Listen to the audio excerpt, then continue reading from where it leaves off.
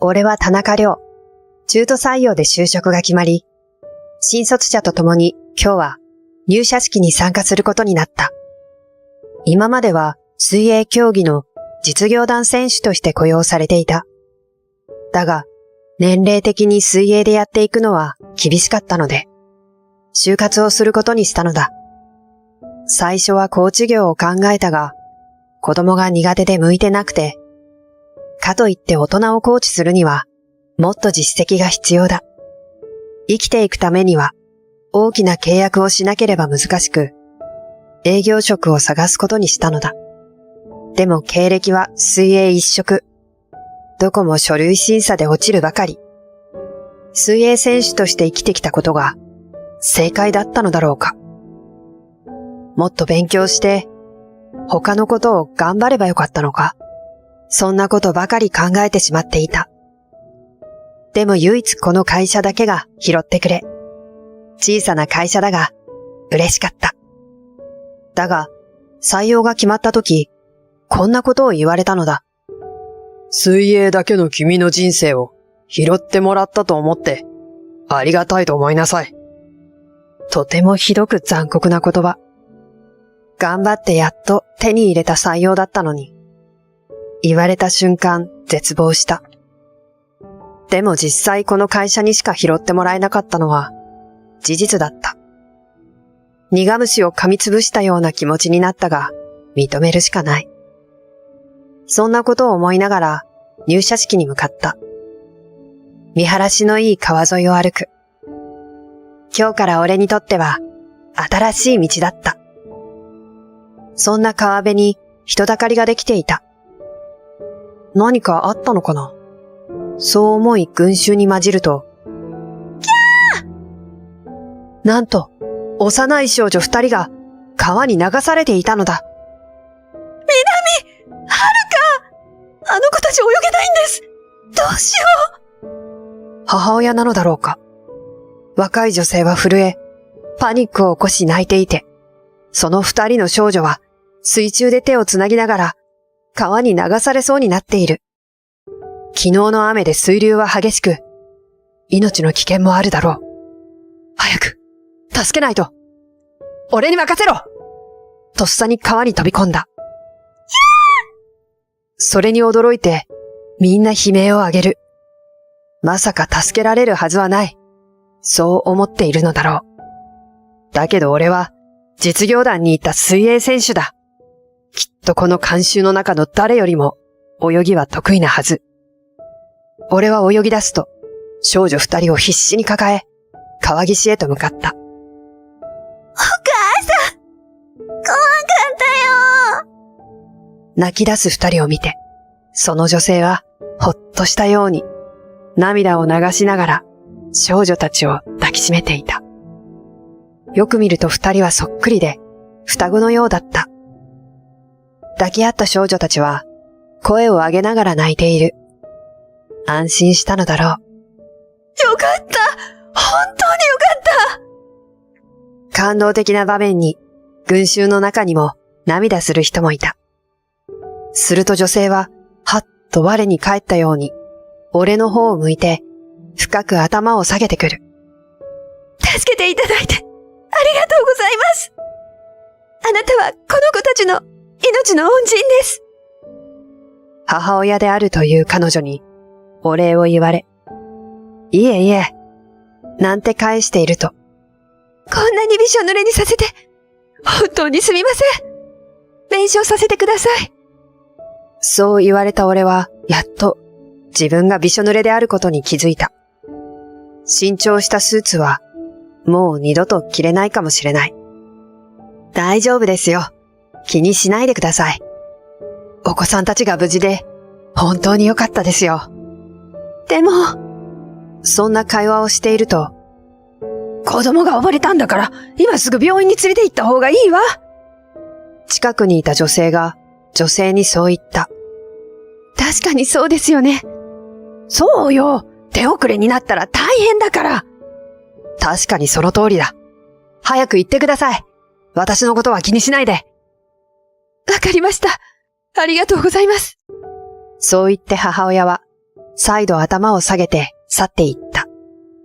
気持ちを切り替えて、急いで出社しよう。そうは思っても、参ったな。自分がびしょ濡れであることを思い出す。スマホも当然水没し、復活しそうにもないし、財布は川の中に落としてしまったようで、もう流されて見つからない。家に帰ってどうにかしよう。そう思い、人混みを駆け抜けた。今日は入社式。こんなに大切な朝なのに、どうしたらいいんだ？帰宅してなんとかポケットに残っていた鍵で玄関を開ける。まずは公衆電話から会社に電話して、遅刻することを伝えないと。初日早々遅刻だなんて何を言われるか不安しかない。あ、そうだ。キャッシュレス生活してるんだった。現金は一銭もなかった。お隣さんに事情を説明してお金を借りるにも親しくしていないので怪しまれるだけだ。かといって引っ越したばかりでこの町には知り合いがいない。仕方なくパソコンからメールを送ることにした。入社式欠席の知らせをメールで送るなんて非常識な人間だと思われるかもしれない。でも今、俺にできることはこれしかなかった。替えのスーツはもちろんない。仕方ないよな。きっと俺にしか助けられなかったし。散々なことになっているが、人助けをしたという誇りがあった。ちゃんと説明したら許してもらえるかもしれないよな。そう期待を込めて、急いでシャワーを浴び、私服のシャツに着替えて家を出た。自転車を全力で漕いで向かう。なんとか説明して許してもらおうと思いつつも、家を出るのに時間がかかってしまったので、会社に着いた時にはもう午後になっていた。新入社員の田中です。本日は入社式に出れず、申し訳ございませんでした。すると社長は怒り心頭で怒鳴ってきた。一体何様なんだ！初日から遅れてくるなんて！それに遅刻してきた上に、その格好はなんだ！ジャケットも着ないで、仕事を舐めてんのか？社長、話を聞いてください。どうかお願いします。社長は全く耳を貸さず、俺は部屋を追い出されてしまった。閉められたドアは冷たく、ドアの向こうから社長と部長の話し声がする。まったくあのケーキ屋も、あの新入社員も何なんだ。今時の若いもんは、礼儀というのを分かってない。ケーキ屋は取引先の娘さんの店ですし、大事にしていかないと今後に響きますから。もう、そうだな。あの会社の取引がないと、うちは潰れたも同然だからな。ケーキ屋ってなんだ？と不思議に思いながらも、俺は悔しい思いを抱えながら、自転車に乗って携帯ショップへ向かった。家にあった身分証明書を見せ、新しくスマホを買って、すぐにスマホだけで決済できるようにした。これでお金を下ろせなくても、当面は暮らしていける。夜遅くまで空いている店でスーツを買って、翌日の出社に備えた。過ぎたことは考えても仕方ない。俺はここで終わらねえぞ。簡単に引き下がってたまるか。もう一度話をするんだ。まだ事情を話しきれていない。しっかり事情を説明すれば、きっとわかってくれる。そう思い、翌日出社した。昨日の事情を説明しようと思いまして、どうかお話だけでも聞いていただけないでしょうか。何や、わけのわからんこと。社長はまだ聞く耳も立てない。川に溺れている少女を助けていたら、ずぶ濡れになってしまって、入社式に間に合わなかったんです。電話も流されてしまって、そのことは自宅に戻って、すぐにメールをしたんですが、そんな嘘みたいな話、信じるわけがないだろ。子供騙しみたいな手が通ると思うな。社長と言い合いをしていたとき、若い女性が会社に入ってきて、突然社長に謝り出した。社長、この度は申し訳ございません。なんだね、君は。昨日ケーキを頼まれていた店のパティシエです。この度はお届けできず、申し訳ございませんでした。そう言ってまた頭を下げる。ああ、あのケーキ屋の。せっかく注文したのに、持ってこないとは驚きましたね。社長は大声を改めて、静かにそう言った。あなたのお父さんにはお世話になっているので、強くは言いませんが。いえいえ、そんなことは関係ございません。お詫びに本日はこちらをお持ちしました。どうかこのケーキを皆さんで召し上がってください。そう言うと彼女はケースから大きなホールケーキを取り出す。大きなイチゴとたくさんのフルーツで彩られた、そのケーキの中央の大きなクッキーには、チョコレートで似顔絵が描いてある。これってもしかして、社長の顔じゃないですか。そっくりですよ。部長は笑顔でそう言った。本当だ。これはすごいな。社長の顔も一気にほころんだ。ぜひ皆さんで召し上がってください。彼女がそう言うと。そうだな。せっかくだから、みんな手を止めて、いただこうじゃないか。こんなに手の込んだケーキなんて、なかなかないぞ。自分の顔が描かれていて上機嫌になったのか。社長はその女性から手渡されたケーキナイフで切り分け、紙皿の上にケーキを乗せる。さあみんな、手を止めて。わあ、美味しそう。綺麗なケーキ。これは美味しいですね。頬張った社員たちが口々につぶやく。パティシエの彼女はほっとしたようだった。あなたもどうですか？彼女はこちらにケーキを差し出してくると、顔を見た瞬間、目を丸くした。あなたは、先日の方ですよね。俺も彼女に見覚えがあり、思わず声を上げる。ああ！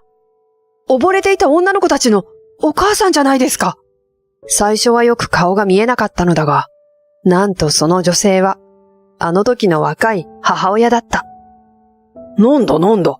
この新入社員と何かあったのか？社長は俺と彼女を見比べて不思議そうな顔をしている。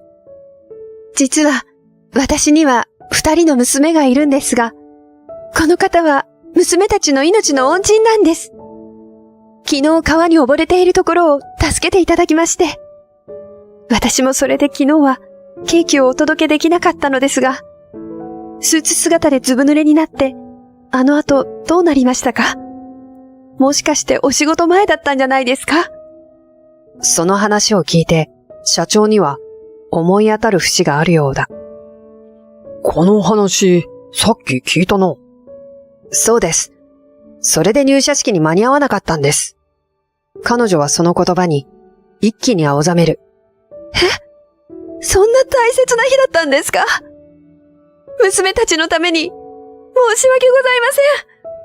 なんとお詫びを申し上げればいいか。いや、いいんですよ。自分が勝手にやったことですから。それに水泳選手だったんで、泳ぎも得意でして、自分が助けるしかないと思ったんですよ。なんだ、あの話は本当だったのか。社長は俺たちのやりとりに、はっとしたような表情をして、ぼそっとつぶやいた。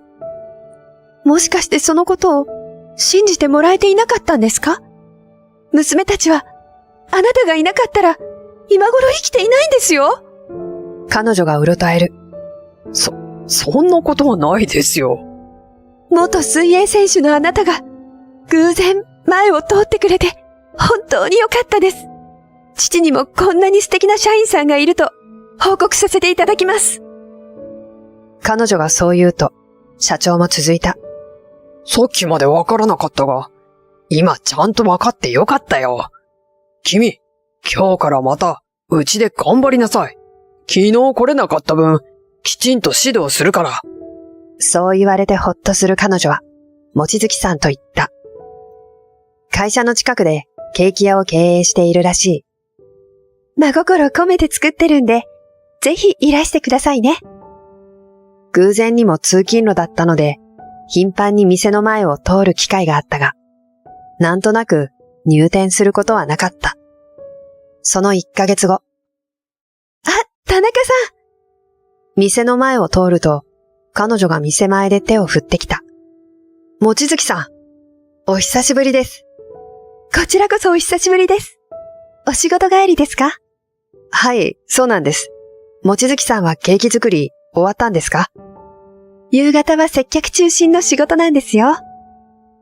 そして彼女に誘われ、店の中へと入ることに。もうほとんど残ってないんですね。こんなに売れてしまうんだ。すごい人気だな。おかげさまで閉店までには完売することが多いんです。そう照れくさそうに笑った。ケーキを2つ買うと、彼女はもう1つ箱に入れる。そのことを不思議に思っていると、望月さんは微笑んだ。1つおまけです。パウンドケーキ持って帰ってください。そんな、悪いですよ。ちゃんと買いますよ。いいんです。お世話になりましたから。その後も店の前で彼女に声をかけられるたびに、お店に立ち寄るようになっていた。ある日のこと。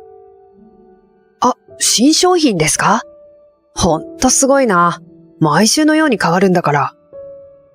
ケーキって高級なイメージがあるでしょ？特別な時しか食べられないような。だけどちょっとした自分のご褒美に気軽に食べてほしいんですよね。何度も来ていただくには毎回違う商品があって選ぶのも楽しいって思ってほしいんです。だから田中さんも気軽に来てくださいね。望月さんにそう声をかけられてから決まって週末には1週間のご褒美にケーキを2つ買うのが習慣になっている。この2つというのにはちゃんとしたわけがあった。お兄ちゃんのはこれ。もう1個はこれ。俺が店に行く時間になると、望月さんの双子の娘が店に遊びに来ていて、1つずつケーキを選んでくれるのだ。じゃあ、この2つください。ありがとうございます。2人とも嬉しそうだ。娘たちに付き合ってもらっちゃってすみません。なんだか楽しいみたいで。いいんですよ。こんなやりとりをしながら、俺はいつの間にか彼女に心を奪われていることに気づく。そんなのいけない。人妻だというのに。ねえママ、今日は3人で何食べる？そうだな。何がいいかな。3人でハンバーグ食べたい。 3人？ついつい会話が気になってしまい、彼女に尋ねてみた。今日は旦那さんは出張かなんかですか？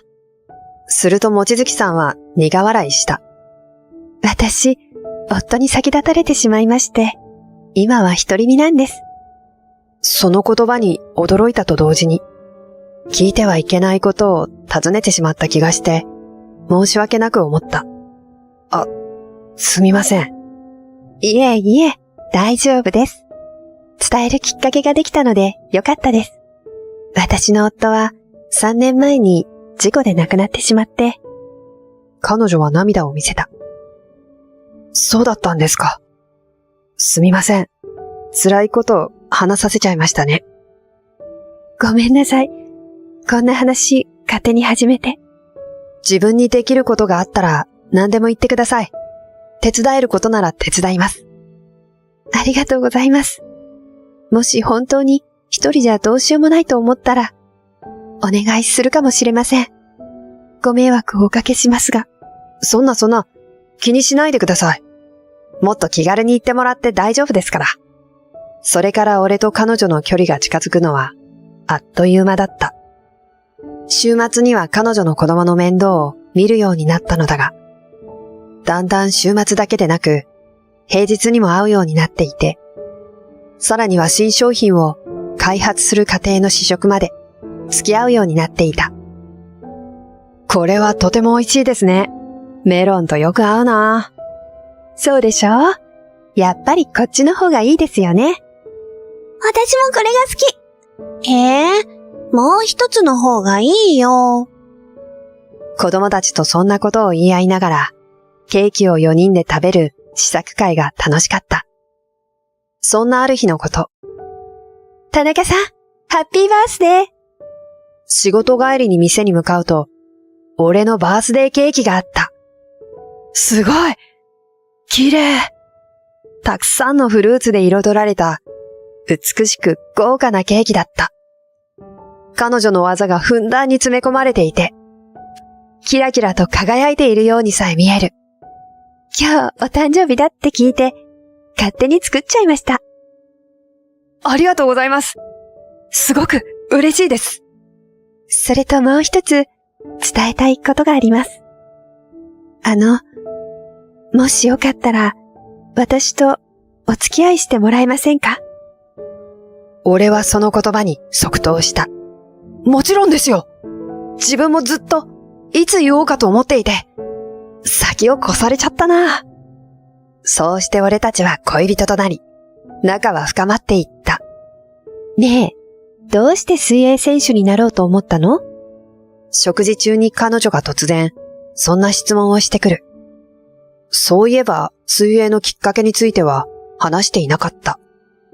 俺は幼い頃の話を彼女に語った。子供の頃、家の近くに和菓子屋があったんだ。俺のじいちゃんがそこのまんじゅうが好きで、よく連れて行ってもらってね。それでその店の前にスイミングスクールがあって、なんだか気になったんだよね。出口から出てくる子供たちがみんな楽しそうに笑っててさ。それで自分もやってみたいって思って。彼女は俺の話にはっとした表情を浮かべた。もしかしてそこってさ。そして彼女はスマホでまんじゅうの画像を見せてくる。そうそう、この形。珍しい形だよな。でもどうしてわかったの？やっぱり、ここ、私のおばのお店なの。親の仕事の関係で、3年くらいそこで暮らしてたんだ。だからもしかしたら、子供の頃会ってたかもね。その言葉に驚いた。そして彼女と小さい頃、どこかですれ違っていたかもしれない事実に、運命を感じてしまう。聞けば聞くほど、二人の共通する風景が浮かぶ。それはすごく不思議なことだったけど、結びつきが嬉しくもあった。そして俺は付き合って1年目の記念日に彼女にプロポーズした。本当にいいの？私でいいの？うん、君がいいんだ。4人で家族になりたい。そう言うと彼女は泣きそうな表情で俺のことを抱きしめてくれた。ありがとう。よろしくお願いします。父親となってからは運動会から学芸会、保護者会から懇親会まで何でも参加した。今時はどんな行事も休みが取りやすい日取りだったりする。そのおかげでほとんど参加することができた。妻となったみのりはパティシエ業に没頭。前よりたくさん仕事ができて、娘たちにも寂しい思いをさせないでいられる。あなたは本当に優しい人ね。いつもありがとう。みのりは幸せそうに笑う。ねえ、水泳やっててよかったんだね。俺はハッとする。うん、そうだね。水泳をやっていてよかったんだ。みのりは俺を抱きしめた。ずっと水泳をやってくれてありがとう。あなたと出会えたことに感謝してるわ。きっと自分たちの未来はこれからも明るく幸せなものになるだろう。そんなことを思いながら目を細めて笑うみのりに俺も微笑み返したのだった。